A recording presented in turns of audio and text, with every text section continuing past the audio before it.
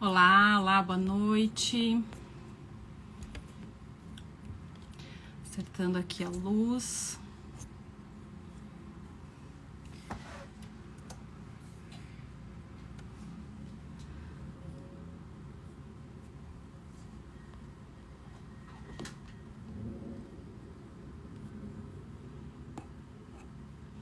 Olá, Bruno.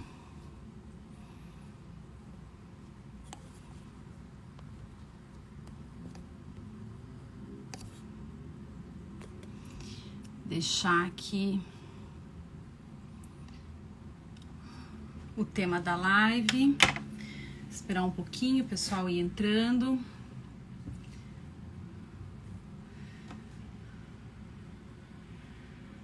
Vamos tratar hoje de embargos de declaração. Esse é um recurso que ainda dá tempo, né, de utilizar aqui o que a gente for falar para esse ano. Ainda tem como utilizar essas ideias que eu vou trazer aqui para vocês. Quem estava acompanhando os stories hoje viu que eu mencionei ali, né? Eu acho que é um recurso subutilizado, como eu digo. Olá, Bruno, Daniela, Fabiano. Ah, Fabiano, que bom ter você aqui, nosso controller. E esse embargo de declaração ele ganhou bastante importância, né, com o novo CPC, ali, com o novo, que nem novo, né, o CPC de 2015. E eu vejo, assim, no meu cotidiano ali da assessoria, ele sendo mal utilizado, assim, ou subutilizado, talvez a palavra seja mais nesse sentido, assim. Não se aproveita como poderia, né, essa oportunidade de corrigir alguns detalhes que depois acabam impactando lá na frente o processo, né. Inclusive para efeitos, olá Daniele, para efeitos de interposição de recursos aos tribunais superiores, né, a gente vê aí às vezes algumas dificuldades, em grande parte também porque fica uma falha ali de enfrentamento da matéria, e os embargos de declaração podem sanar isso ao longo do processo, né, não necessariamente só na hora em que você tem uma decisão para recorrer. Mesmo em primeiro grau é importante utilizar de forma adequada os embargos de declaração. Vou esperar mais um pouquinho. Tô tentando fugir aqui da lente, né? A gente chega nessa fase de idade, a gente não consegue mais fazer nada sem óculos, senão eu não enxergo vocês entrando, não sei o nome de ninguém, mas fica sempre essa projeção aí da lente. Acho que a primeira coisa mais importante em relação aos embargos de declaração é justamente decidir, né, fazer a leitura da decisão para decidir sobre a sua interposição ou não. Eu vou pedir desculpa para vocês, que a gente tem aqui um convidado na live, que é o meu gato, que ele adora aqui transitar, e é inevitável. Então a primeira coisa em relação aos embargos de declaração é decidir por fazê-los ou não, né? Por opor ou não os embargos de declaração. E para isso é preciso treinar o olhar na hora da leitura das decisões, né? É sempre essencial, o que eu falo é que a gente leia uma decisão que é proferida ao longo do processo, não pensando só naquele momento processual, mas pensando nele, nos efeitos que aquela decisão vai projetar no processo para frente. Então, por exemplo, às vezes a gente tem ali uma questão num momento que é antes da sentença, mas que pode ser um delimitador do resultado do processo. Da mesma forma, na sentença, muitas vezes acontece de você ter uma decisão que é favorável para o seu cliente, mas ainda assim ser cabível embaixo da declaração. Poder haver algum ponto ali que ficou carecendo de um aclaramento, de um esclarecimento, às vezes fica uma contradição, que se não for sanada nesse momento, vai poder gerar lá na frente uma dificuldade para você fazer o cumprimento de sentença. Um dos pontos que é muito comum disso acontecer diz respeito à parte dos encargos moratórios, principalmente nas ações no âmbito do direito público, que é com que eu lido, né, no meu cotidiano ali na Câmara que eu trabalho. É uma Câmara de Direito Público, a gente vê muitos problemas depois na fase de cumprimento de sentença com relação a essas questões. Embora exista já hoje no STJ um posicionamento a respeito de se tratar de consectários legais e poder se fazer uma adequação, é sempre um tempo que se perde no processo, né? Quando fica uma dúvida, fica muito genérica a decisão com relação a quais os índices, a data o termo inicial, essas são questões que se você deixa muito em aberto ou muito pouco delimitadas na sentença, depois na fase de cumprimento de sentença você vai acabar precisando de um tempo extra nesse processo para definir essa questão de uma forma mais adequada. Então esses são pontos que você tem que se alertar quando você vê uma decisão, de olhar para frente no processo, de ver o que aquilo vai impactar no processo para frente. Então esse é o primeiro, digamos, o primeiro passo que eu diria a ser dado é justamente a leitura, mas não uma leitura só para ver o resultado da decisão. É essencial que essa leitura leve em consideração então o momento do processo e para frente. O outro problema que a gente vê, né, uma das reclamações que a gente mais escuta de quem atua, né, como advogado, a gente faz embaixo de declaração, mas os juízes têm resistência a fazer a mudança das suas decisões, né, existe uma iniciativa no sentido de não acolher, né, a gente sempre faz pensando que já vai ser rejeitados, vão ser rejeitados os embargos de declaração. Não é bem essa questão. Eu acho que o importante, assim como em qualquer outra peça, como eu falei para vocês na última live, né, em relação à forma como você apresenta o seu pedido num agravo de instrumento, numa apelação, nos embargos de declaração é a mesma coisa. É preciso que você seja muito assertivo.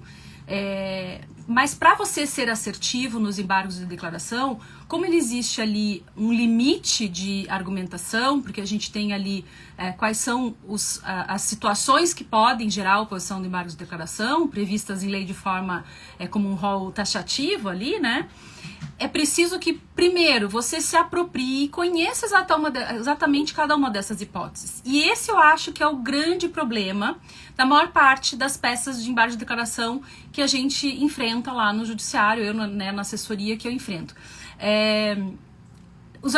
A maioria não consegue enquadrar a situação da decisão entre uma das hipóteses. Não consegue identificar se houve um erro material, se houve uma omissão, se houve uma obscuridade, se houve uma contradição. E aí, muitas vezes, opta-se simplesmente por dizer que opõe os embargos de declaração em razão dos vícios no julgado. Só fala isso, né? Então, na dúvida, como eu não sei qualificar que vício é melhor eu deixar em aberto e coloco que tem os vícios no julgado. Só que isso fica muito genérico e dificulta novamente a apreciação por parte do magistrado, né? É sempre importante que você leia, então, a decisão e identifique, eu fiz um pedido A, B e C. O juiz, quando se manifestou, ele se manifestou a respeito do pedido A, C e D, mas não se manifestou sobre o B. Então, eu tenho ali claramente uma situação de omissão. O que vai impactar essa omissão? Ela vai sempre ter efeitos infringentes, ou seja, efeitos modificativos naquele recurso de embargo de declaração? Não. Às vezes, é como a gente mencionou aqui, às vezes é uma omissão, por exemplo, em relação à definição dos encargos moratórios, né? Então, não houve fixação do índice, não houve uma fixação do termo inicial da imposição desses encargos moratórios. E aí você fica com essa omissão que vai gerar prejuízos lá na frente. Então é importante que você decida. Então você não vai mexer necessariamente no mérito da decisão, né, mas vai suprir essa carência, né, do julgado para que o juiz então se manifeste sobre como ficou definida então a questão dos encargos. Ou, por exemplo, não houve uma delimitação dos honorários, né, que acontece às vezes em decisões interlocutórias, que pode acontecer de acabar não se fazendo uma fixação dos honorários em determinadas decisões vai ser cabível e o juiz não faz. Então, novamente, a gente tem ali a necessidade de fazer essa fixação.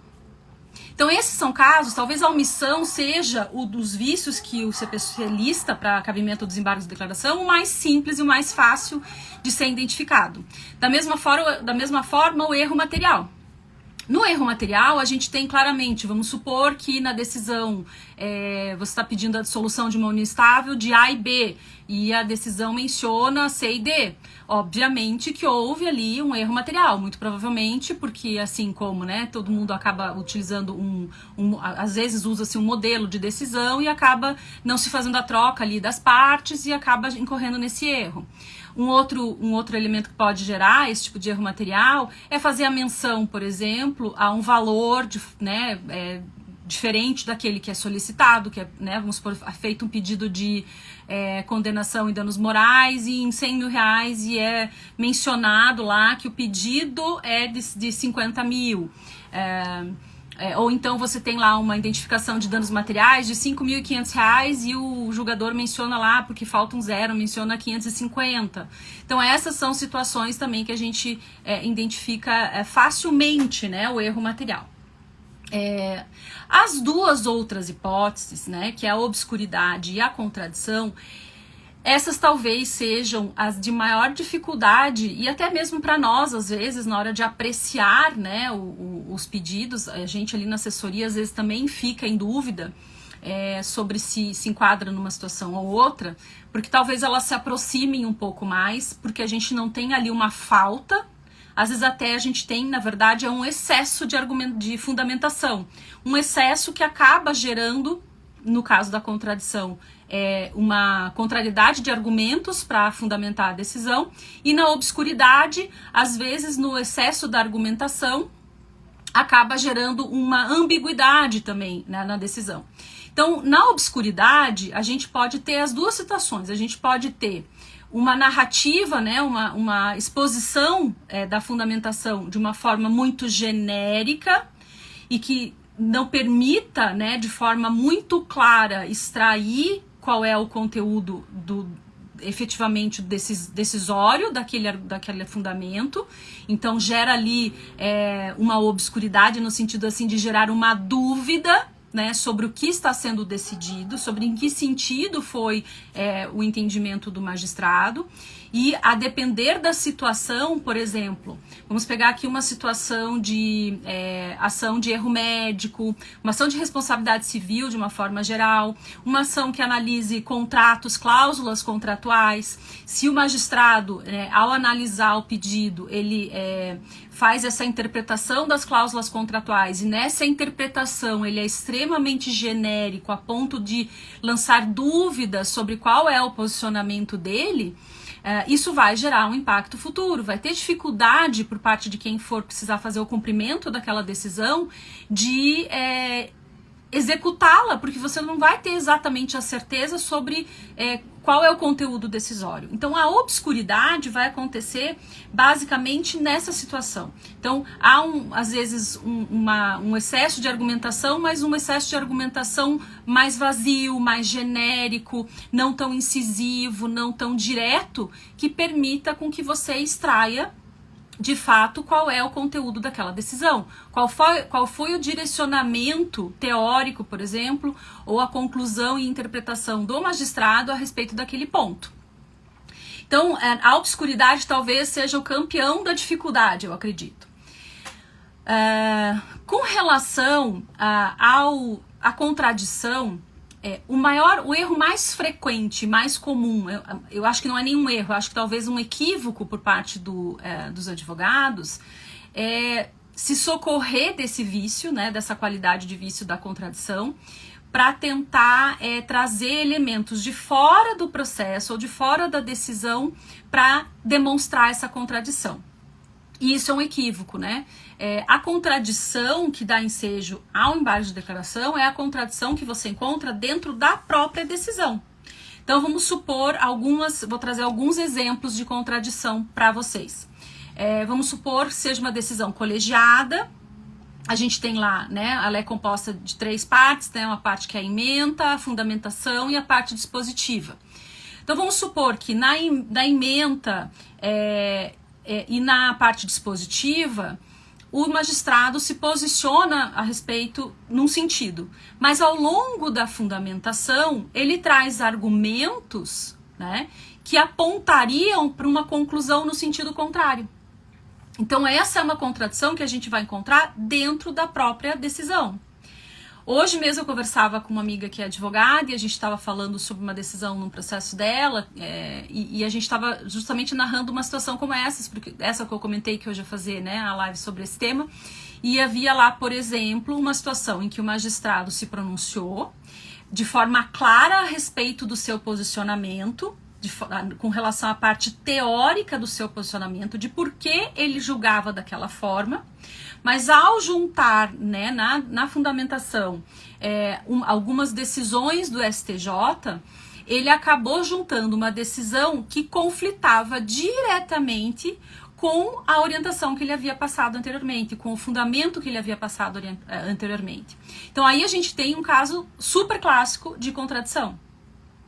Uma outra situação por exemplo, o magistrado examina a parte fática daquele processo, ele analisa, ele refere, por exemplo, que não há dúvidas de que houve a configuração do dano, ou que não há dúvidas que houve o erro médico, que restou configurada a desídia ou a falta de diligência do profissional, e aí depois, sem fazer uma demonstração, né, do porquê ele não acolheria então a responsabilização daquele profissional, ele dá uma decisão de improcedência. Então aí vai existir uma contradição. Se ele narra ao longo da fundamentação um posicionamento, é primordial que ao longo da fundamentação exista uma linha de raciocínio que alcance o resultado.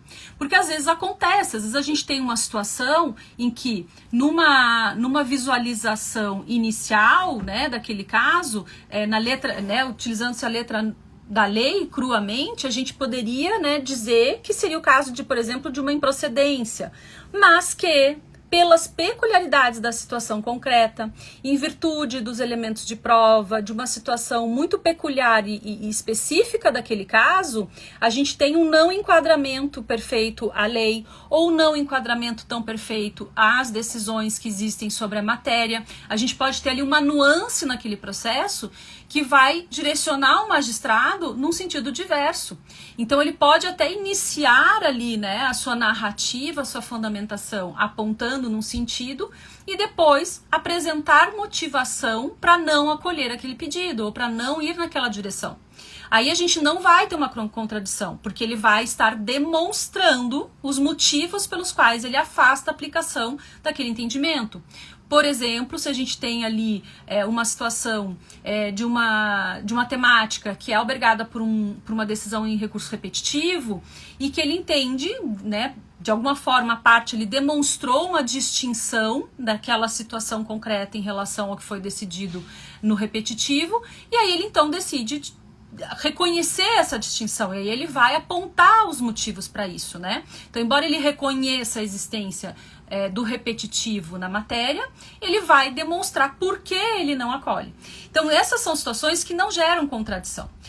Também não vai nunca gerar contradição eu dizer que aquele entendimento do magistrado viola uma disposição legal que não foi objeto da fundamentação dele, ou que viola uma súmula, ou que viola um posicionamento jurisprudencial que não foi levantado nem questionado ao longo da fundamentação pelo magistrado. Então, nessas situações, a gente não pode alegar que exista uma contradição, porque a contradição, você está fazendo um cotejo do que está no processo, ou seja, do que está decidido naquele processo, com algo que é externo, com uma decisão de um outro tribunal, ou com uma decisão de um tribunal superior, e essa não é uma situação que vai dar ensejo à configuração da contradição. A contradição no embargo de declaração é sempre aquela que exista dentro do próprio processo, dentro da própria decisão. Então é como eu mencionei, ao longo da fundamentação, o juiz dá um direcionamento e não mostra por que ele acolhe posicionamento diferente e decide contra aquele posicionamento apresentado na fundamentação, ou ele faz, como eu mencionei para vocês, toda uma argumentação num sentido e apresenta subsídios de jurisprudência ou da própria doutrina que apontam num sentido diametralmente oposto ao que ele expôs na fundamentação. Todas essas são situações que vão sim gerar a contradição. Aí as pessoas, né, por que é importante vocês saberem utilizar os embargos de declaração, como mencionei ali no início, que hoje ele é tremendo do instrumento nas mãos do advogado até para viabilizar os recursos nas instâncias superiores. Vamos imaginar a questão, pensando já, como a gente diz, né, os recursos que vocês fazem para os tribunais superiores, eles começam a ser delimitados e delineados desde o início do processo, né? Então, desde que você apresenta a sua petição, desde que você apresenta a sua contestação, você já tem que fazer esse delineamento. Já tem que ficar imaginando, né, se antecipando e vendo quais são as possibilidades, que caminhos aquele processo pode tomar e que questões que podem ser debatidas ali, que podem eventualmente gerar a possibilidade da interposição de um RESP ou de um recurso extraordinário. E é nessa hora que vocês vão fazer os recursos de vocês direcionarem-se, serem úteis para esse sentido. Então vai ser nessa hora em que você vê ali uma tese que pode gerar eventualmente no futuro a interposição de um recurso especial extraordinário, que você vai fazer uso dos embargos de declaração para provocar o magistrado a se manifestar sobre aquele tema. Isso não precisa ser feito somente lá, né, quando você já tem o seu recurso interposto, vai interpor o recurso, né? Só quando você tem o agravo de instrumento ou apelação. Não, você vai fazer isso no momento em que aquele assunto vem à tona. Só vou fechar aqui a janela só um minutinho, gente, que começou um trem a passar.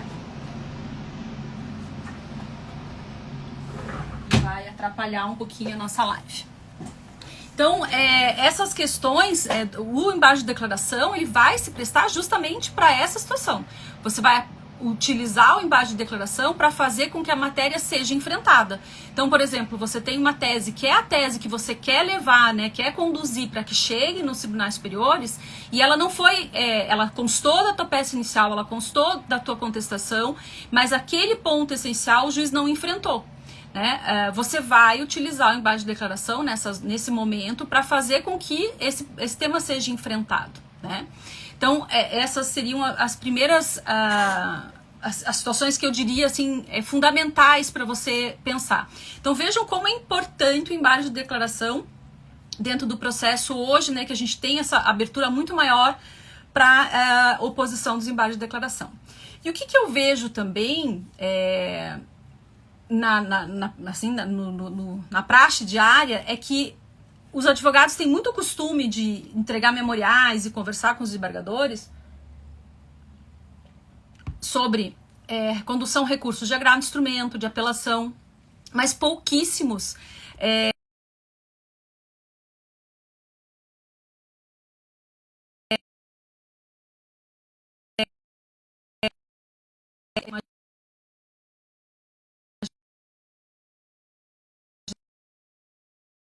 contato com o magistrado. Eu dou sorte, gente. É só eu entrar em live. Nunca ninguém me liga nesse horário. Nunca. Ninguém me liga às 7h30. Dificilmente eu recebo ligação. É só eu entrar na live. Semana passada aconteceu a mesma coisa. Uma amiga minha me chamou no WhatsApp. Eu não respondi porque eu sou um tipo de pessoa que responde muito rápido. Era um assunto um pouco urgente. Ela me ligou.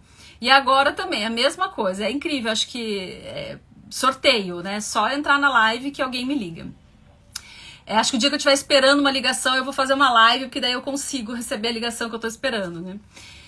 Mas voltando aqui no raciocínio. Então, o que eu vejo é que muitos advogados se dedicam a entregar no agravo de instrumento e na apelação, fazer todo aquele empenho, né? Nem todos fazem, mas os que têm, né, essa na sua praxe, né, no seu modelo de advocacia, fazer os memoriais, fazer a entrega, conversar com o desembargador, ou às vezes assessoria, quando o desembargador, né, autoriza esse contato com a assessoria.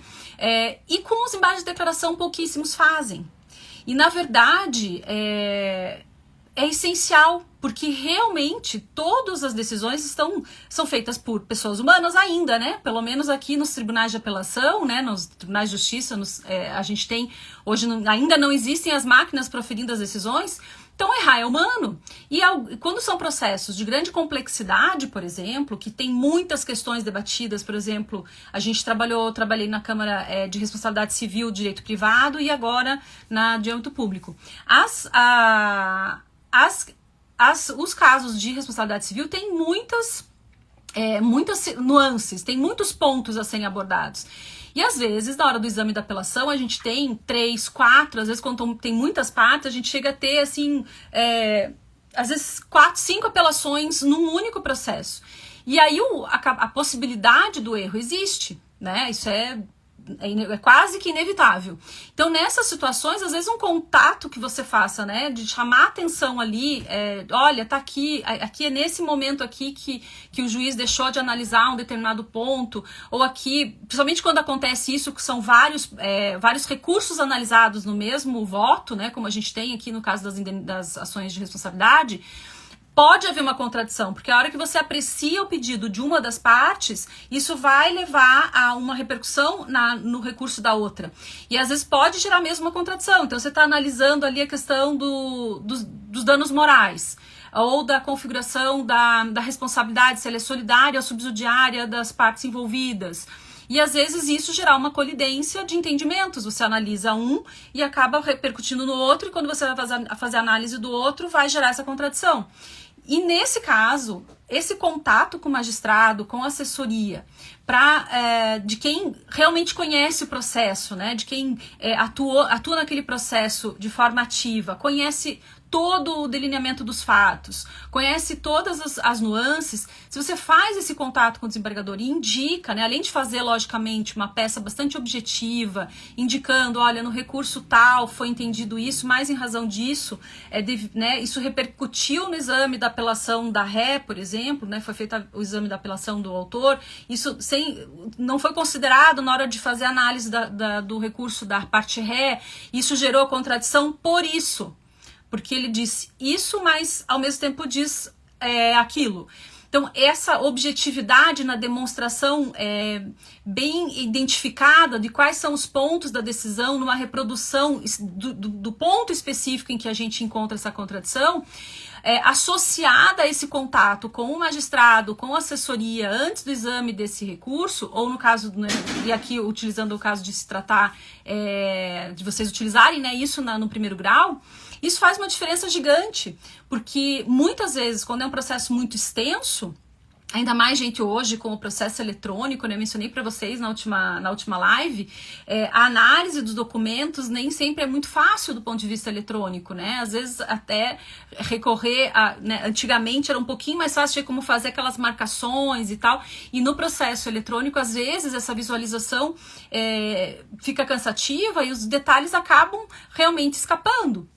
Então, nessas situações de grandes complexidades, ou de teses inovadoras, ou quando você tem realmente uma discussão fática muito intensa, né, é preciso que vocês façam, né, tomem essa iniciativa, utilizem esse recurso. Embora vocês não vão poder fazer a sustentação oral, isso não dispensa que vocês apresentem memoriais, isso não dispensa esse contato com o desembargador e com a assessoria. Então, eu acho assim, retomando aqui, né, para quem está chegando agora, a gente tem que ter, então, o primeiro movimento, isso, para despachar com o magistrado, bem, ficar atento ao timing, exatamente, Fabiano. O timing é o que a gente estava falando na última live, é muito importante nisso também. Então, assim, você pode fazer, no caso dos embargos de declaração, se a repercussão é muito grande, você pode fazer 2 momentos, desde a oposição, quando você opõe aos embargos de declaração, já fazer esse contato com o magistrado, porque isso pode realmente ajudar a entender em que ponto você está indicando aqueles vícios e pode abrir e aclarar para o magistrado que realmente pode ter havido ali alguma falha, algum equívoco, né, porque pode ter acontecido. E depois, quando estiver próximo do julgamento, da sessão de julgamento, novamente retomar isso, né? E aí também retomar isso com os outros membros do quórum. É importante lembrar que o quórum, mesmo dos órgãos colegiados, embora exista, né, a gente saiba, né, que existe essa imagem de que não se muda, né, decisão, que os embargos de declaração não são nunca acolhidos e tal, é importante fazer esse trabalho, porque você pode fazer esse trabalho não só com o relator, mas com todos os membros do quórum, da mesmíssima forma que você atuaria se fosse um agravo de instrumento ou uma apelação. O impacto pode ser tão positivo quanto ocorre nesses casos, a despeito de não haver o espaço para fazer a sustentação oral. Então, eu vejo muito associada essa questão, né, pelos advogados, de achar que despachar com o magistrado só serve quando você vai fazer sustentação oral. E não é esse o caso, né? Se for, né, logicamente, for muito objetivo esse encontro com o magistrado, ele só tem a contribuir, né? Até no sentido que eu falei da outra aula, né? Da outra live, de a gente falar desse sentido da cooperação, né? De você cooperar com magistrados. Então, se o processo é complexo, se ele é trabalhoso, se o exame dele requer realmente uma atenção redobrada, se você conhece tão bem o processo, por que não colaborar e apontar ali possíveis equívocos que possam ter acontecido? Então, relembrando para vocês, quais são os passos para a gente fazer, de fato, embargos de declaração excepcionais. Começar por uma adequada avaliação e interpretação da decisão que você tem em favor ou contra o seu cliente.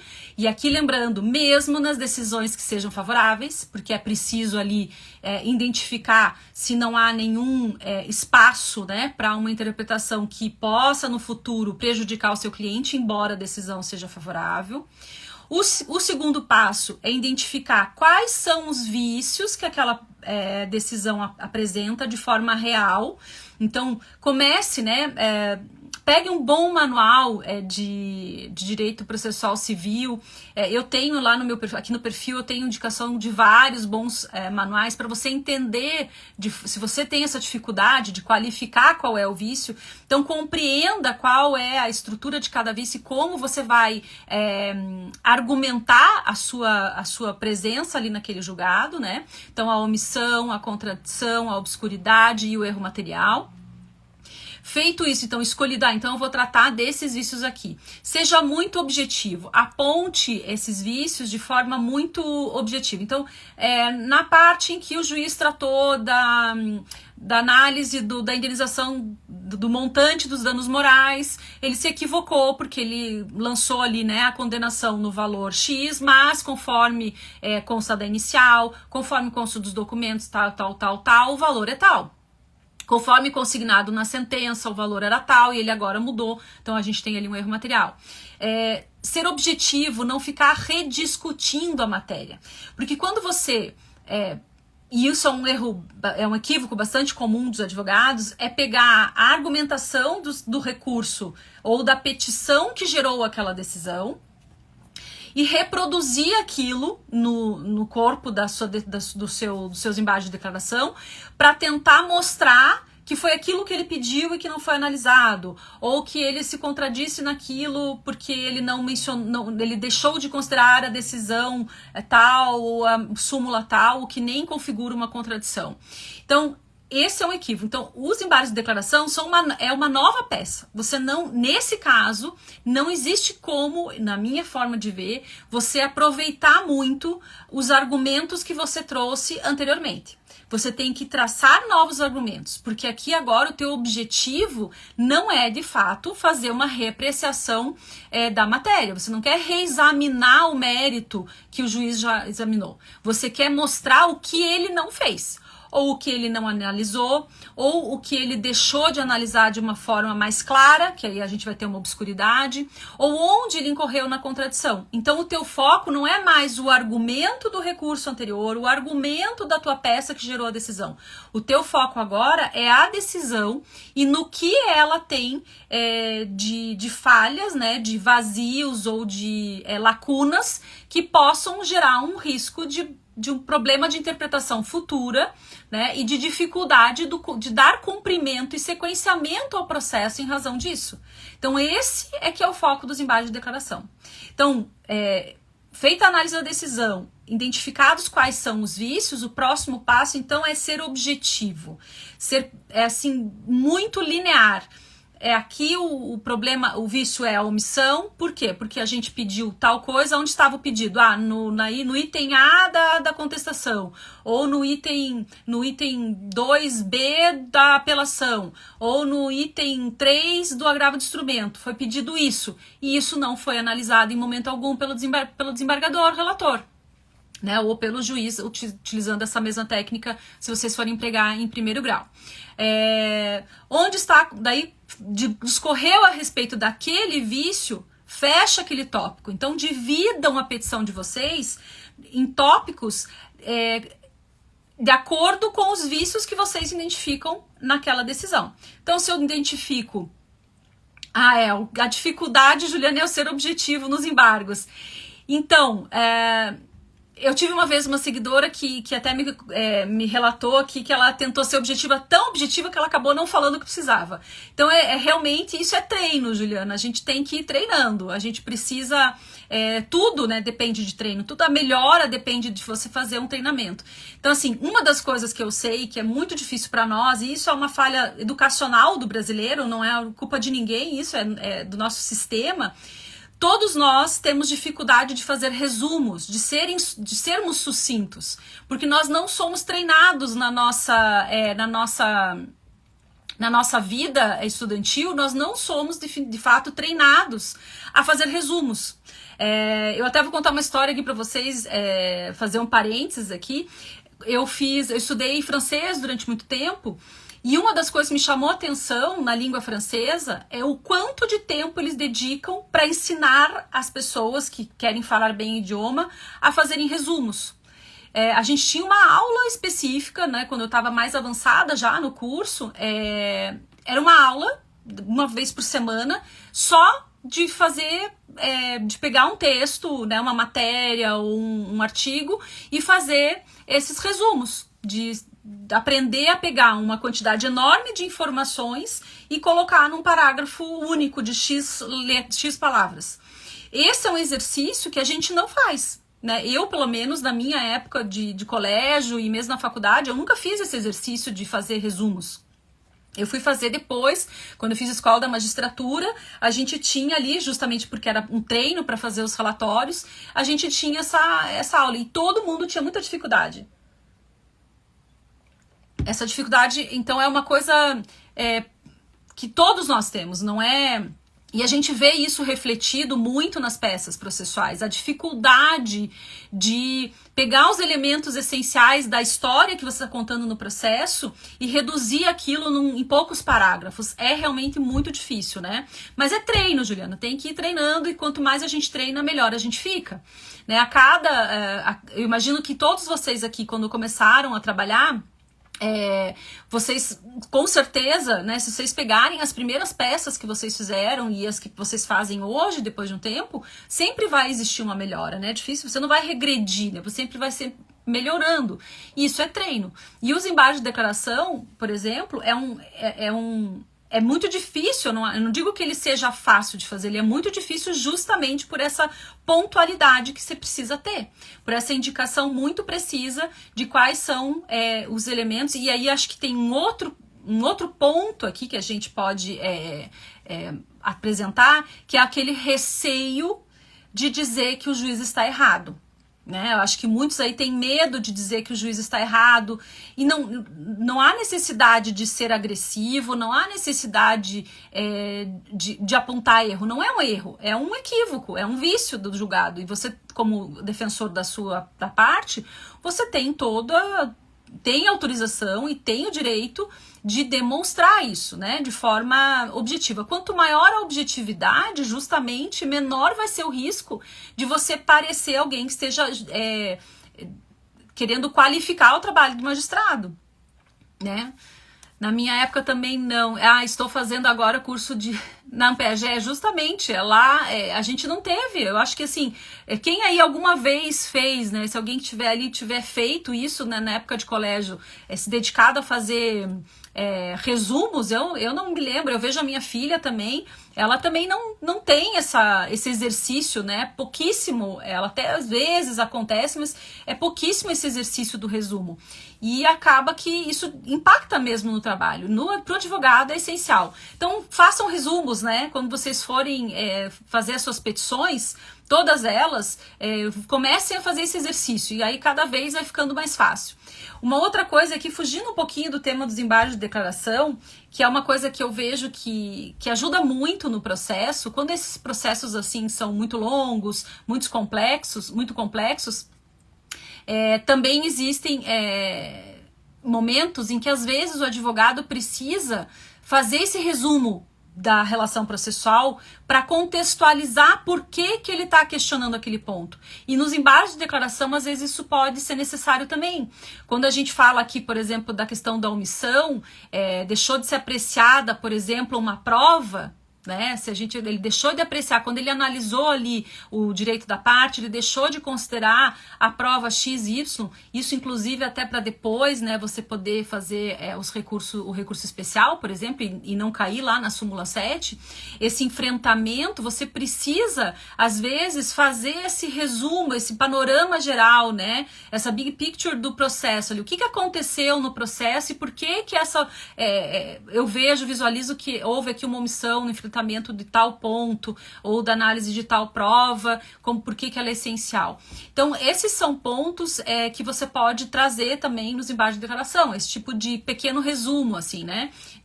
Mas, gente, sempre lembrando, novamente, eu vou retomar aqui uma coisa que eu falei na outra live, da importância da objetividade, porque a escassez de tempo é igual para todo mundo, para magistrados, para os assessores, para os advogados. E pensem que quanto mais sucintos vocês forem e mais objetivas e sucintas também serão as decisões. O que vai ajudar muito vocês na hora de analisar, justamente até para ver se é cabível ou não um recurso de embargo de declaração, por exemplo.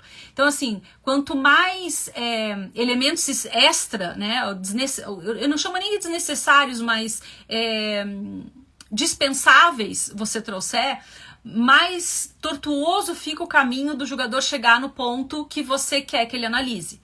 Então, nos embargos de declaração, se você só quer tratar, né, de identificar que houve a supressão do exame de um determinado ponto do seu recurso, ou se houve ali um ponto que gerou uma dúvida de interpretação, né? Então por estar obscuro aquele aspecto ali da decisão, não dá para entender exatamente qual foi o posicionamento do magistrado naquele ponto, ou então houve uma contradição. Por que houve a contradição? Porque o juiz apresenta num parágrafo um sentido, no outro, ou ele apresenta um argumento de fundamentação num ponto e depois traz uma decisão que ampara aquele argumento que é contraditória. E aqui nesse ponto, dá menção a decisões, e isso fica uma dica também para vocês quando forem fazer as peças de vocês, lembrem sempre de que a decisão ela não se encerra na ementa. Então, por exemplo, hoje, nesse caso que eu estava conversando com a minha amiga, era justamente isso. A ementa dava a entender uma coisa, mas se você lia o julgado, a situação que tinha sido apreciada naquela decisão, a interpretação não era exatamente aquela. Então, assim, as ementas dos julgados nem sempre vão refletir com clareza o que está por trás da fundamentação. Então, quando vocês forem analisar esse tipo de situação para fins de embargo de declaração, verifiquem justamente isso, né? Aquela decisão foi mencionada, mas ela está muito lacônica, verifiquem se ela realmente não está contraditória ao que o magistrado trouxe como argumento na fundamentação. E usem isso, explorem isso no seu embargo de declaração, mas assim, de forma muito lógica, né? A ementa realmente apresenta isso, mas se formos analisar o julgado, na fundamentação consta isso, isso e isso, né?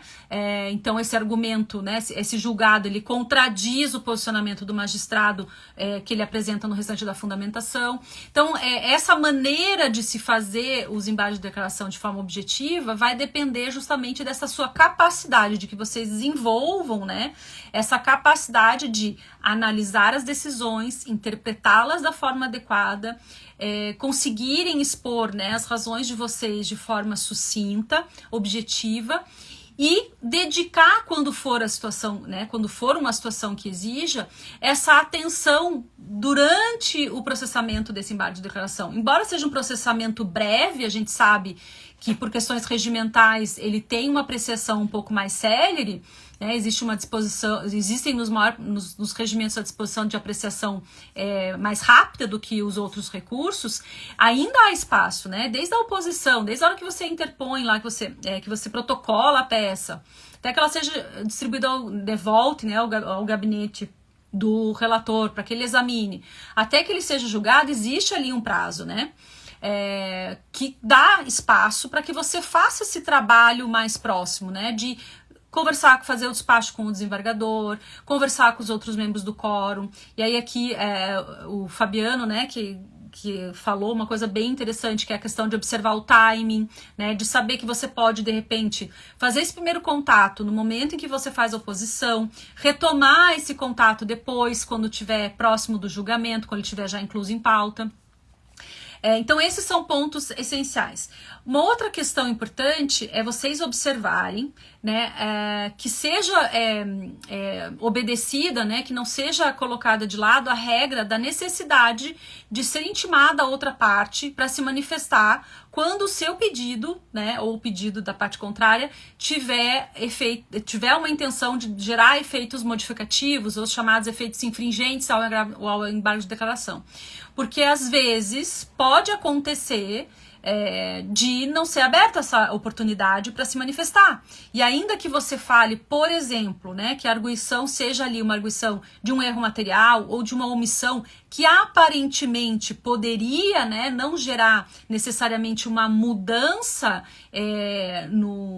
na decisão, o que daí pela regra, né, pela letra ali do CPC não exigiria, né, essa manifestação da parte contrária, de fato é preciso observar, porque às vezes ao suprir uma omissão você acaba decidindo de forma diversa. Então sempre fiquem atentos, se vocês são advogados da parte contrária, por exemplo, né, de verificar se foi observado isso sob pena de nulidade. Se não foi aberto o prazo e a decisão tiver gerado mesmo esse impacto, a gente pode arguir aí uma nulidade desse julgado. Então, assim, esses são alguns pontos que eu poderia trazer para vocês, para os próximos embargos, né, que vocês tiverem que elaborar. Existem muitas outras questões que a gente pode explorar aqui, mas que nesse ambiente aqui, né, da live a gente não consegue. Para quem não sabe, eu tenho um curso, né? Tô com um curso agora sobre recursos cíveis, e lá eu tenho um módulo dedicado para cada uma das principais espécies recursais no âmbito dos tribunais de justiça, dos TRFs. Então eu trato lá do agravo de instrumento, da apelação, dos embargos de declaração e do agravo interno.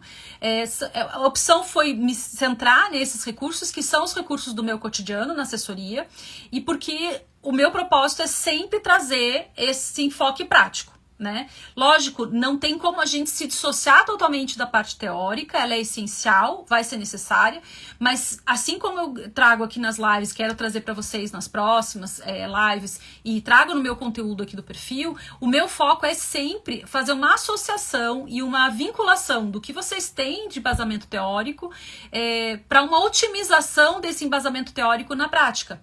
Porque às vezes o que a gente vê é justamente isso, assim, na repetição dos modelos, como eu já venho falando muitas vezes, né, de se repetir padrões, você acaba perdendo grandes oportunidades de tornar aquele seu recurso dar um diferencial para aquele seu recurso no bolo de recursos que nós temos, né? Obrigada, Juliana. Te espero lá no meu curso. O objetivo é sempre trazer essa questão bem focada na prática, porque é o que eu identifico no dia a dia, que às vezes não é uma questão de falta de base teórica, né? Às vezes é muito mais conseguir vincular essa base teórica com a prática. E aí o meu propósito do curso é justamente esse. Quem quiser saber um pouco mais, quiser ver como é o conteúdo do curso, o link tá lá na bio. E eu também fico à disposição aqui no direct para quem quiser tirar dúvidas, quem achar que ficou com alguma dúvida aqui a respeito dos embargos de declaração e quiser sanar, lógico, sempre lembrando, eu não posso manifestar sobre processos em tramitação, nem dar consultoria, nem nenhum tipo de mentoria, em razão do exercício da minha função na assessoria, né, de gabinete, mas dúvidas pontuais a respeito dessa dinâmica mesmo dos recursos, né, de que forma, né, vocês podem otimizar essa atuação, eu estou sempre à disposição de vocês para que a gente possa conversar. Na semana que vem temos novamente live. Eu confesso que eu não tô olhando a grade dos jogos, eu não sei se tem jogo do Brasil, se tem algum jogo importante, mas a princípio fica assim mantida a live do dia das quintas-feiras às 7 horas, e eu vou relembrando vocês aqui, vou trazendo aqui ao longo da semana, a gente vai relembrando. Como eu fiz a enquete para essa live, eu coloquei na enquete a questão dos memoriais e dos desembargos de declaração, e hoje eu imaginei que os desembargos de declaração ganhariam, eu vou, a princípio, eleger os memoriais, né, e a sustentação oral para a próxima live. Mas fica aqui à disposição para vocês sugerirem outros temas, né? A intenção é justamente essa, tornar esse aqui um espaço para a gente poder conversar e trocar impressões a respeito dos recursos cíveis. E quem tiver interesse de participar da live, que tiver alguma dúvida ou que alguma coisa que eu disse ficou talvez mais nebulosa, sintam-se à vontade para participar. A minha intenção, inclusive, nas próximas lives, eu quero ver se na próxima live eu consigo trazer um seguidor para conversar aqui comigo, para que não fique esse monólogo e seja até mais útil para vocês, porque às vezes a dúvida de alguém é a sua dúvida também, ou às vezes a dúvida desse alguém nunca tinha te ocorrido, mas parece muito pertinente, e a gente pode daí trabalhar de uma forma mais que gere já, né, esse impacto mais imediato para vocês. Então eu espero que todos tenham gostado. A live vai ficar salva, eu vou deixar ela salva lá no perfil para vocês poderem rever. E espero vocês na próxima semana. Agradeço a presença de todo mundo aqui que me acompanhou, que me deixou, que me deu esse suporte aqui hoje. Obrigada, Juliana. Eu vi que você votou sim, Juliana. A Juliana é uma seguidora que está sempre presente, aliás, acompanha sempre, reage, interage, né? Eu fico bem feliz de ver. Tem alguns nomes que a gente acaba até fixando, né? Porque participam bastante, conversam, trazem alguma contribuição ali pelo direct, fazem essas interações. Obrigada, Juliana. Então, até semana que vem, eu espero vocês para a nossa próxima live, na quinta-feira, às 7 horas da noite. Obrigada e até mais!